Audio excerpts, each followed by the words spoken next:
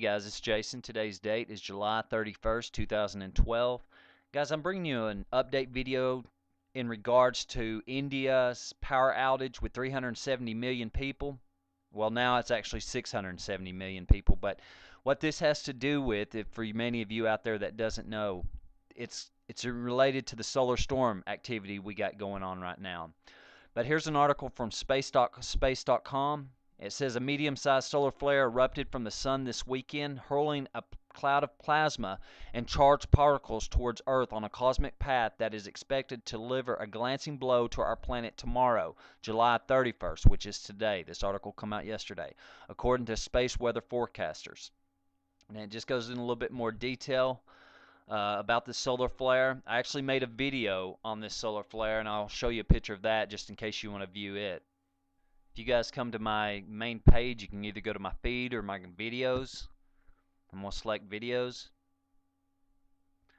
And this is all my uploaded videos that I've done on a daily basis that you can keep up with. And then I store them again on my main page in the folders and the subtitles. But here I've got a video. It's entitled Sunspot Region AR-1532 unleashes a strong Earth-directed M61 class solar flare. And I made this video a couple days ago, but this is in regards to this solar flare that just got launched towards the Earth. Well, it hit Earth yesterday. Now it's causing the geomagnetic storms today, which is affecting all the grids. See, when a solar flare hits the Earth, whatever side that solar flare hits the Earth receives the blunt trauma of the solar flare. So it's going to be impacted the most.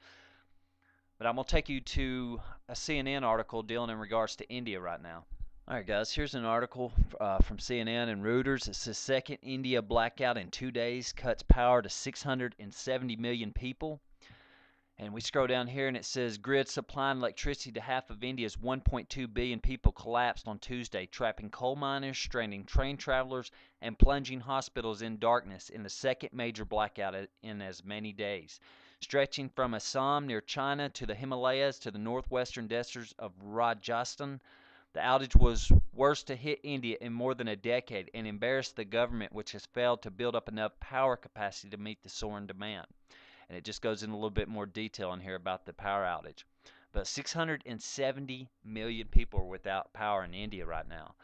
There's only 300 something million people in the United States. So if India's got 670 million people without power, that's like saying 2 of the United States put together is without power. That's how many people are without power right now in India. But I want to show you another article from Pakistan as well. Here's a news article from Extinction Protocol dated for today, July 31st, 2012. It says storms cause widespread power failure across Pakistan. Protests against outages turned violent. It says prolonged and widespread power outages in most of Pakistan's cities during scorching summer heat has triggered violent protests in most areas of the country. Coupled with the hot and humid summer weather, the prolonged blackout has forced outraged citizens to take to the streets and protest the tough living conditions. The protests turned violent as some of the angry protesters reportedly attacked officers of the power supply department in Punjab and Khyber, damaging officials and private properties. And it goes in a little bit more detail talking about how everybody's rioting and everybody's protesting this power outage. Well, I'm going to show you a map and show you where Pakistan is on the map. Here's a map from globalincidentmap.com. It's an earthquake map. As you can see, the earthquakes are crazy today versus yesterday. And it's because of the solar activity. Every time we get hit with a solar flare, it causes chaotic weather patterns, it causes earthquakes, and it causes volcano eruptions. And it also gives the northern and southern hemispheres beautiful auroras, of course. But it also affects our power grids. It affects our space satellites. And it also affects radio transmissions. But these are the earthquakes just for the last 9 or 10 hours that have just happened so far today.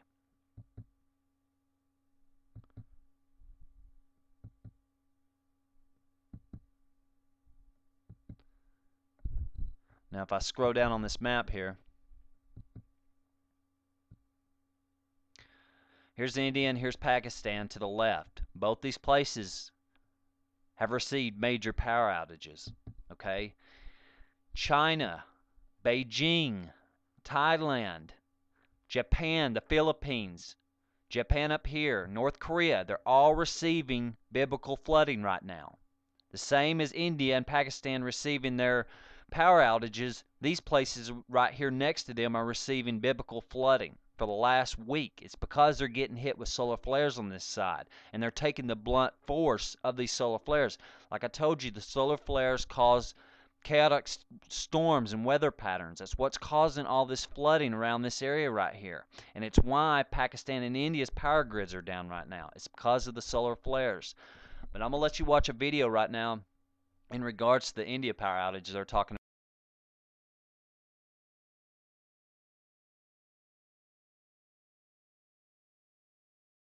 It is at least 10 states that have been hit because of this massive power grid collapse. It's the same line. In fact, it is the Agra-Gwalior transmission line which has failed for 2 days in a row. And now the West Bengal power minister telling us just a few minutes back that power will be restored, at least in West Bengal or in that area, only by this evening. Right now, the entire northern and eastern grid collapsed. The metro, of course, in the capital halted, but that's not the only one. Trains across this area have been halted. Reports of at least 150 trains being halted across in and around New Delhi itself. But that's not it. We're also seeing now reports coming in from all across the country. Nearly 50% of India, for all practical purposes, is without power at this point. Here are just some updates we're getting right now. Bengal, Bihar, Jammu, Rajasthan, UP, Srinagar, Delhi, Haryana, Himachal, all without power at this point. Now, of course, we have our correspondents standing by who are giving us the latest information on what is happening. Now, we have all of them here. Shamsher Kant, of course, from Chandigarh, Pranshu, and Lucknow, Mir Farid there from Srinagar. I'm going to come to you, Pranshu. Tell us what the current situation is. Of course, trains as well halted. Well, can you repeat your question, please? Yes, Pranshu, we wanted the update there coming in from Uttar Pradesh. Well, see, the update coming in from Uttar Pradesh is that yesterday itself we have seen this grid collapsing somewhere in between on the transmission line between Agra and Gwalior. We have also seen the fallout that the CMD of the Power Corporation was shifted late night yesterday. But here again today we see that similar snag developing in a portion somewhere near Agra, and that has resulted into this major power collapse. Now, initially when this grid collapse took place at around 1:05 p.m. this afternoon, initially there were these efforts to somehow restore the situation, somehow to maintain the situation, but then those frenetic efforts at the last moment did not pay dividends, and the entire grid collapsed. Slowly the entire grid collapsed. Now what we are getting in from the engineers of the Power Corporation is that after grid getting collapsed, the biggest challenge now is that in most of the production units, the production has almost dipped to zero. So that means the power generation units across the states, they have almost become non-functional at the moment. So here at the big picture, how massive in fact this grid failure is all across north and eastern India, starting all the way there from Jammu and Kashmir, Punjab, Haryana, parts of Rajasthan. We saw this happening yesterday as well. It took about 8 to 10 hours yesterday for the entire grid collapse to be restored. But today is the eastern grid as well. So we have Bihar, West Bengal, Odisha, Jharkhand hit. This large swath of northern and eastern India, for all practical purposes, left powerless. The big hit, of course, first on trains which are stranded across this belt right now at various portions within the city. Traffic signals have stopped because of no power, so the traffic situation has become a nightmare in busy areas in parts of the city. So that is definitely a big problem being faced right now in the city areas. As far as the interiors are concerned, we saw yesterday also some cases of medical services definitely being hit. Essential services